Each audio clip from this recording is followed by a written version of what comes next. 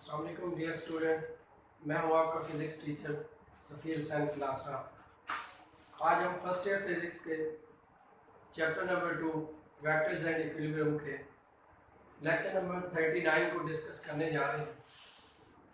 Lecture number 39 का title है vector और क्रॉस प्रोडक्ट। ये एक इम्पॉर्टेंट टॉपिक है।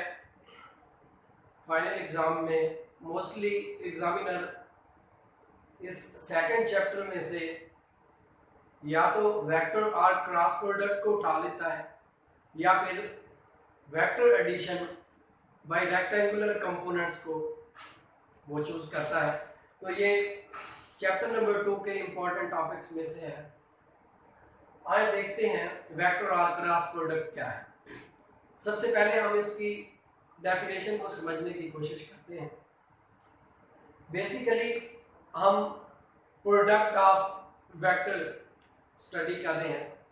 प्रोडक्ट ऑफ वेक्टर की दो टाइप्स थी। फर्स्ट वन थी डॉट और स्केलर प्रोडक्ट और सेकंड है हमारे पास वेक्टर और क्रॉस प्रोडक्ट। तो इसकी डेफिनेशन इसके नाम में ही मौजूद है, वेक्टर और क्रॉस प्रोडक्ट।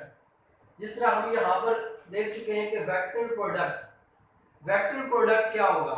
हम कहते हैं if the product of two vectors is a vector quantity then the product is called vector product. हम कहते हैं कि जब हम दो वेक्टर क्वांटिटीज को मल्टीप्लाई करें या दो वेक्टर क्वांटिटीज का हम प्रोडक्ट लें और वो वेक्टर आ जाए तो फिर हम ऐसे प्रोडक्ट को क्या नाम दे देते हैं, वेक्टर प्रोडक्ट का। हम इसकी मैथमेटिकल फॉर्म को देखते हैं कि मैथमेटिकली हम वेक्टर प्रोडक्ट को किस तरह से लिखते हैं। लेट्स से हम दो वेक्टर्स अज्यूम कर लेते हैं। हम कहते हैं कि हमारे पास दो वेक्टर्स हैं। एक हमारे पास वेक्टर है ए और दूसरा हमारे पास वेक्टर है B. Consider two vectors A and B, then there cross और vector product can be defined as. अच्छा, लास्ट टाइम हमने डॉट प्रोडक्ट में दो वेक्टर्स के दरमियान जो प्रोडक्ट का साइन था वो हमने डॉट लगाया था। अब हम यहां पर वेक्टर और क्रॉस प्रोडक्ट में हम दो वेक्टर्स के दरमियान प्रोडक्ट का साइन क्या लगाएंगे, क्रॉस लगाएंगे, ए क्रॉस बी। सेम उसी तरह से है कि magnitude of first vector and the magnitude of second vector, sine of angle and unit vector. अब मैग्नीट्यूड को हम इस तरह से भी यूज कर सकते हैं, A B sine theta and unit vector. अब आप ये सोच रहे होंगे कि डॉट प्रोडक्ट में हमने जो इक्वेशन लिखी थी वो ये थी, A dot B equal to A B cos theta. उसके साथ कोई यूनिट वेक्टर नहीं था, लेकिन यहां पर एन यूनिट वेक्टर आ गया है। इसका सिंपल सा आंसर है, वो था स्केलर और डॉट प्रोडक्ट। उसको हम डिफाइन करते थे, if the product of two vectors is a scalar quantity then the product is called scalar और डॉट प्रोडक्ट।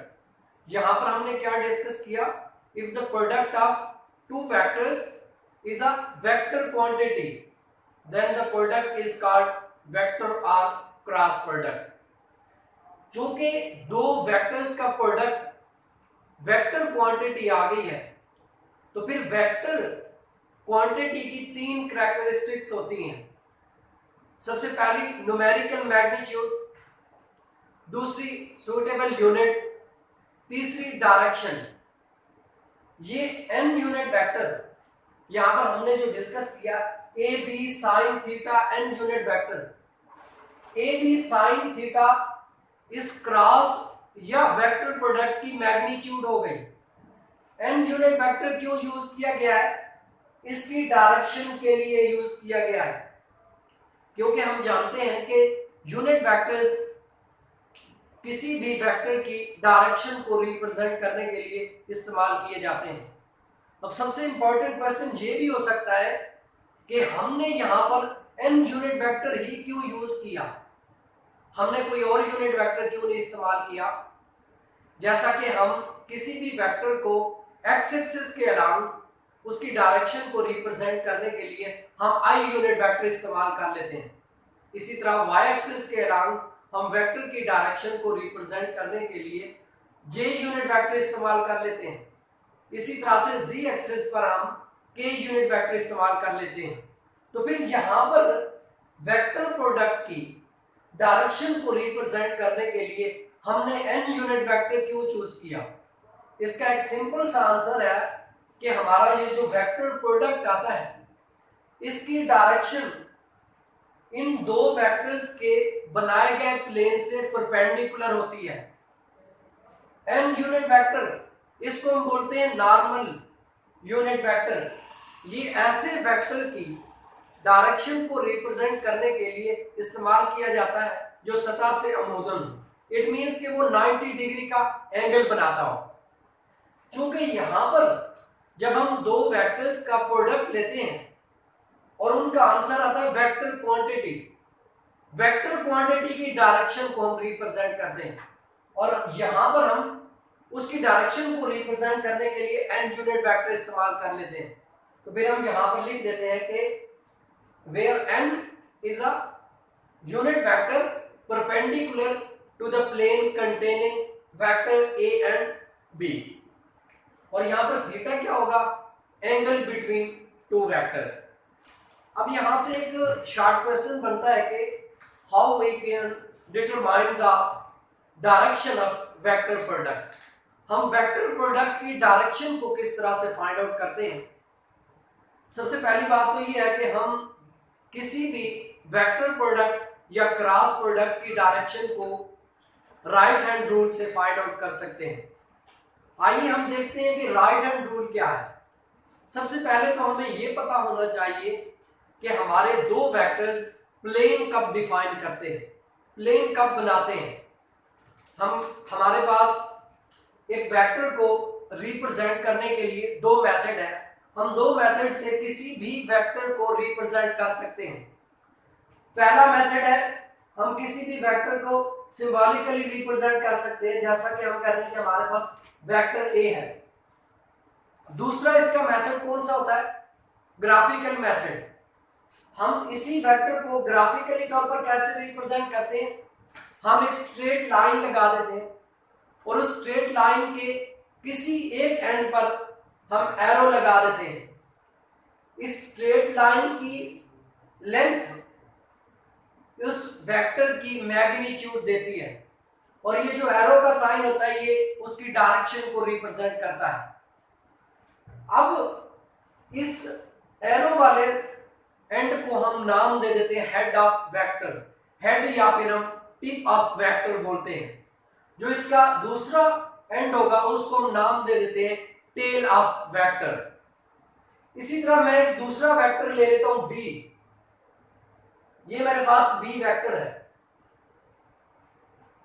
दो वेक्टर है हमारे पास ए और बी।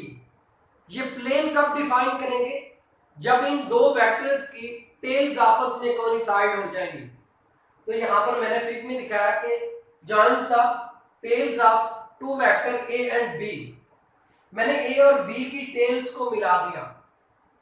अब यहां पर थीटा क्या था, theta is the angle between two vectors. ये मैंने एंगल दिखा दिया थीटा, वो दो वेक्टर्स के दरमियान थीटा क्या एंगल है। हमारा क्वेश्चन क्या है, हमने इस वेक्टर प्रोडक्ट की डायरेक्शन को फाइंड आउट करना है। We can determine the direction of vector product by right hand rule. अब हम राइट हैंड रूल को देखते हैं कि राइट हैंड रूल क्या है।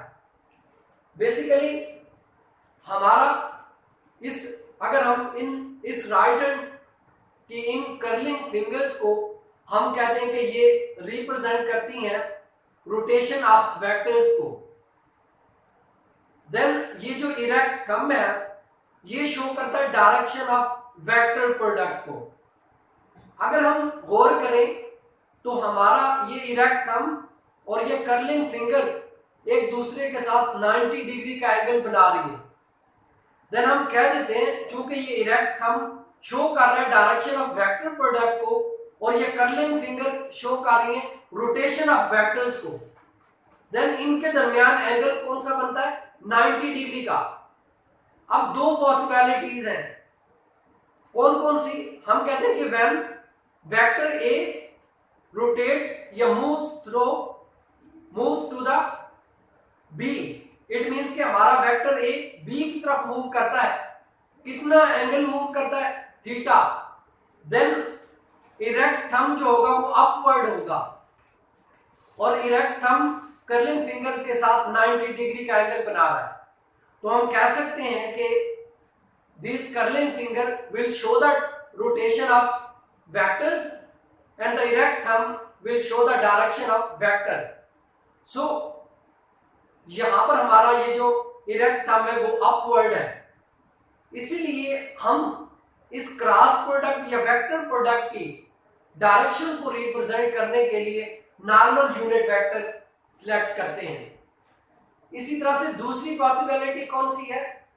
जब हम कहते हैं कि हमारा वेक्टर बी वेक्टर ए की तरफ मूव कर रहा है, इट मींस के रोटेशन ऑफ वेक्टर चेंज हो गई, कैसे? यूं, इस डायरेक्शन में, देन हमारा इरेक्ट थंब क्या हो गया डाउनवर्ड। इसका मतलब ये हुआ कि ए क्रॉस बी अगर हम ले रहे हैं, अगर हम ये देखते हैं कि ए क्रॉस बी देखेंगे तो हमारे पास क्या होगा A B sine theta N unit vector हमारा क्या हो गया वर्टिकली अपवर्ड। अगर हम B cross A, it means के अरेंजमेंट ऑफ वेक्टर हम चेंज कर लें तो फिर क्या होगा बी ए साइन थीटा। क्योंकि हम यूनिट वेक्टर वही यूज करेंगे एन यूनिट वेक्टर, क्योंकि वो क्रॉस प्रोडक्ट इन दो वेक्टर्स के बनाए गए प्लेन से 90 डिग्री का एंगल बना रहा है, लेकिन चूंकि वो डाउनवर्ड है इसलिए क्या आ जाएगा नेगेटिव साइन आ जाएगा। तो फिर हम यहां से एक इक्वेशन डिराइव कर लेते हैं कि B cross A is equal to A B sine theta N unit vector. Negative sign को पहले ले आते हैं तो ये क्या आ जाएगा ए क्रॉस बी के इक्वल और नेगेटिव ये आ जाएगा। यहां से हमें पता चलता है कि ए क्रॉस बी क्रॉस ए के इक्वल नहीं है। इस तरह से हम किसी भी वेक्टर प्रोडक्ट की डायरेक्शन को फाइंड आउट कर सकते हैं। अब हम इस वेक्टर प्रोडक्ट की एग्जांपल्स देखते हैं कि हमारे पास वेक्टर प्रोडक्ट की एग्जांपल्स कौन सी हैं। सबसे पहले हमारे पास है torque. Torque is the vector product of position vector r and the force F। Torque को हम एक सैंपल टॉर्क से यूज करते हैं, इस्तेमाल करते हैं। इसके ऊपर हमने एरोहेड का साइन क्यों लगा दिया? क्योंकि ये एक वेक्टर क्वांटिटी है। Torque equal to r cross F। इसको हम जब ओपन करेंगे ये आ जाएगा R F sine theta N unit vector. इसी तरह हमारे पास दूसरी एग्जांपल है force on moving charge particle in the magnetic field when moving with the velocity v, then F equal to q v cross b।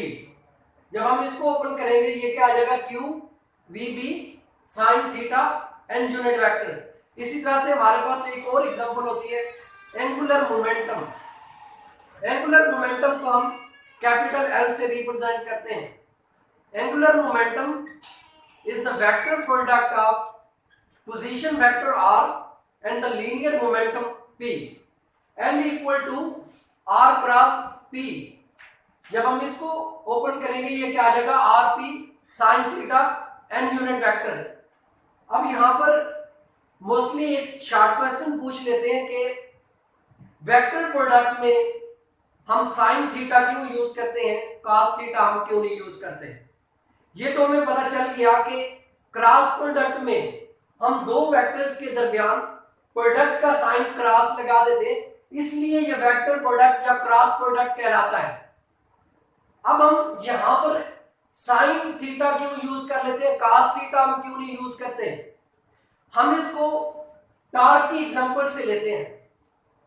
अगर हम किसी भी ऐसे ऑब्जेक्ट पर फोर्स लगाते हैं जिसकी मोशन रोटेशनल है, अगर हम उस ऑब्जेक्ट के एक्सिस ऑफ रोटेशन पर फोर्स लगाते रहे तो वो ऑब्जेक्ट रोटेट नहीं करेगा।